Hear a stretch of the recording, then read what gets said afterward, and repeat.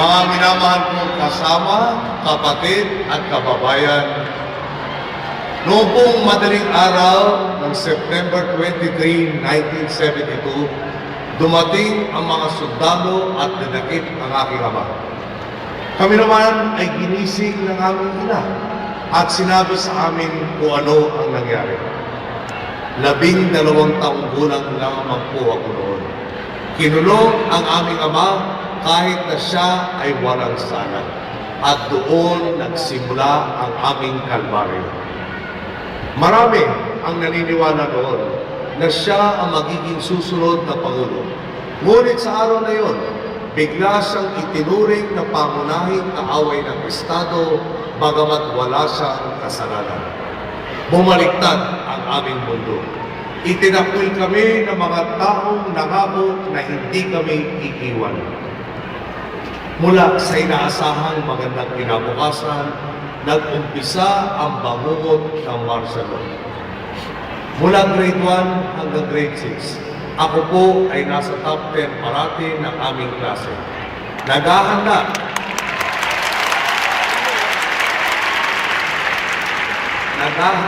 para sa isang magandang kinabukasan. Ngunit, nung dumating ang martial law, parang naging imposible ang magkaroon ng isang kinabukasan. Dahil doon, mahirap magsumikap na mag-aral ng mabuti para sa isang kinabukasang walang taglay na pag-asa. Ang aming nanay ang tumayong ama at ina ng aming pamilya.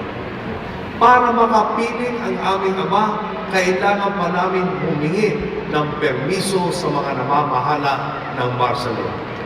Ako'y isang batang uspos na walang magawa habang niyuyurakan ang dangal ng aking ina at mga kapatid nang sumailalim sila sa strip search tuwing dadalaw sa aming ama.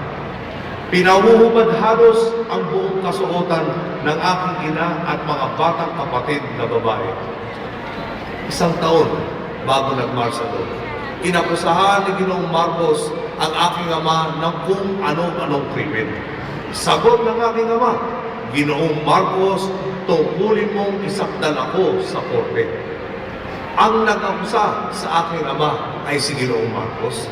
Nagtatag siya ng isang military commission para litisin ang aking amang isang sibilyan at para tsak na malutong makoy. Ang humatol sa aking ama ay mga galamay ni Ginoong Marcos. Ang desisyon nila ay ihahain muli kay Ginoong Marcos para suriin niyang muli. 1977 at 17 years old na po ako. Dumating ang panahon ng paghatol sa aking ama ng isang military commission. Yaman din lamang tapos na ang desisyon bago pa nag-umpisa ang paglilitis, nagpasya ang aking ama na mag-hunger strike bilang pagprotesta sa kawalan ng katarungan.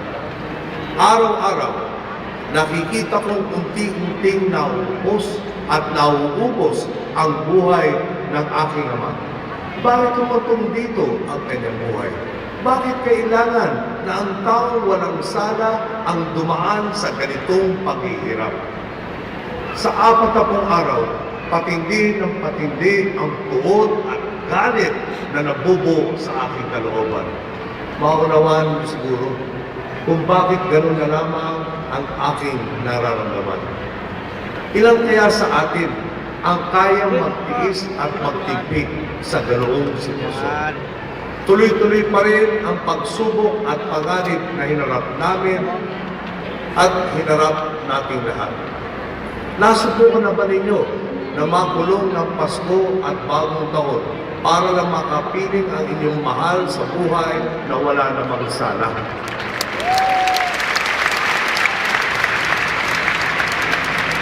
Nakaranas na ba kayong mag-iyakan ang inyong buong pamilya pagsapit ng Bagong Taon sa loob ng maliit na selda, samantalang nagdiriwang at nagsasaya sa labas ang buong daigdig?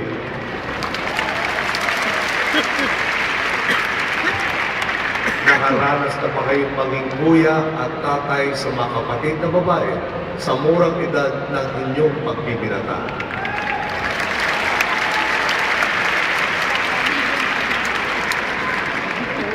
Sa daloy ng panahon, napilitan ko kung tanggapin na lamang.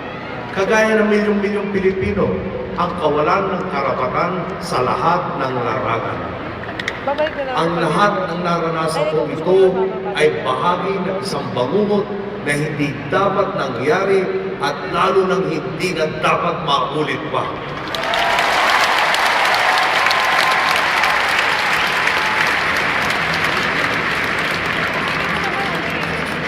Ang hirap na aming dinanas, ang sakit ng kalooban, ang kawalan ng katarungan sa amang minamahal, iyan po ang siyang nagpanday ng aking ugali at pagkatao.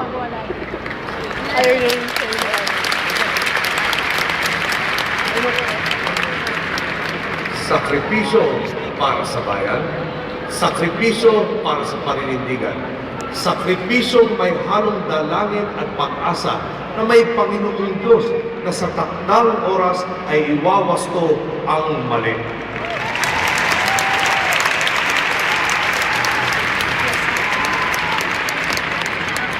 Kaya sa mga nanlalait, hindi lang sa akin, kundi sa panawagan ng panahon, simple lang ang sagot dito.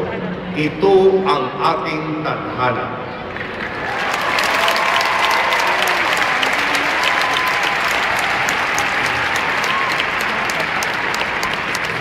Ang nais nila ay talikuran ko at talikuran natin ang ehemplo at prinsipyo ng aking mga magulang at ang magagandang halimbawa na ibinigay hindi lang sa kanilang mga anak, kundi sa buong sambayanan.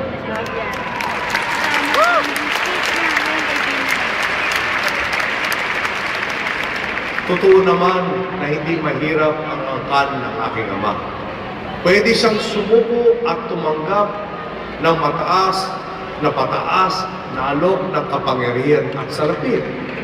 Ngunit, pinili niya ang landas ng pagpapatotoo sa pangakong paglingkuran ang sambayanan.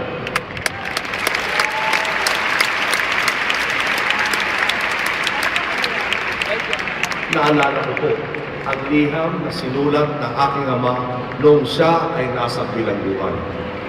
50 taong gulang ang aking ama noong siya ay pinasdan. Ngayon ay 50 taong gulang na rin po ako. Ang sabi sa akin ng aking ama, "The only advice I can give you, live with honor and follow your conscience."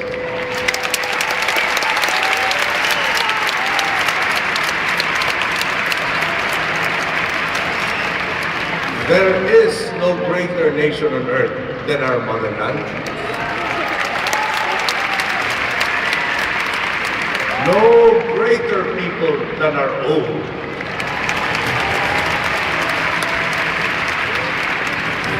Serve them with all your heart, with all your might, and with all your strength.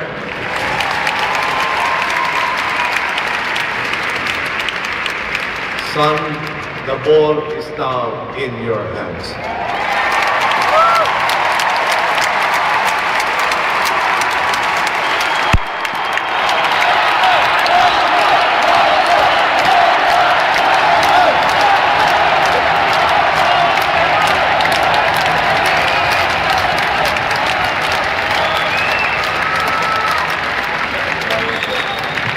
Totoo naman na hindi namulat sa hirap ang aking ina. Ngunit ang pinili niyang pamumuhay ay ang paglingkuran ang bayan at iangat ang mga mahihirap at hindi ang sarili niyang kaginhawaan.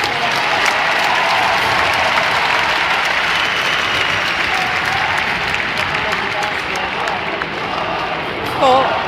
Holy! Holy! Holy! Holy!